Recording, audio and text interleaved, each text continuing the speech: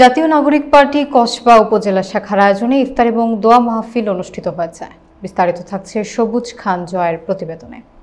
সোমবার কসবা মহিলা degree college প্রাঙ্গণে এই আয়োজন করা হয়, যেখানে জুলাই অভ্যুত্থানের শহীদ পরিবার, আহত এবং তাদের পরিবারের সদস্য সহ গণমানুষের প্রতিনিধিরা উপস্থিত ছিলেন। অনুষ্ঠানে প্রধান অতিথি ছিলেন জাতীয় নাগরিক পার্টির মুখ্য সংগঠক হাসনাত আবদুল্লাহ।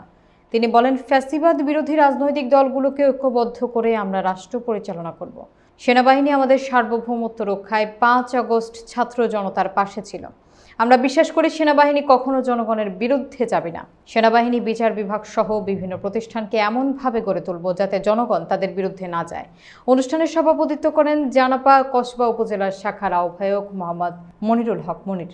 বিশেষ অতিথি ছিলেন জাতীয় নাগরিক পার্টির যুগ্ম মুখ্য সংগঠক মোহাম্মদ আতাউল্লাহ এবং সংগঠক ডাক্তার আশরাফুল আলম সুমন।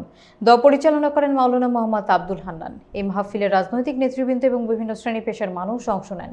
দেশ ও জাতির মঙ্গল কামনায় দোয়া করা হয়। 5 আগস্ট পরবর্তী সময়ে আমাদের শত্রু কেবলমাত্র তারাই যারা আওয়ামী লীগকে বন্ধু জ্ঞান করে।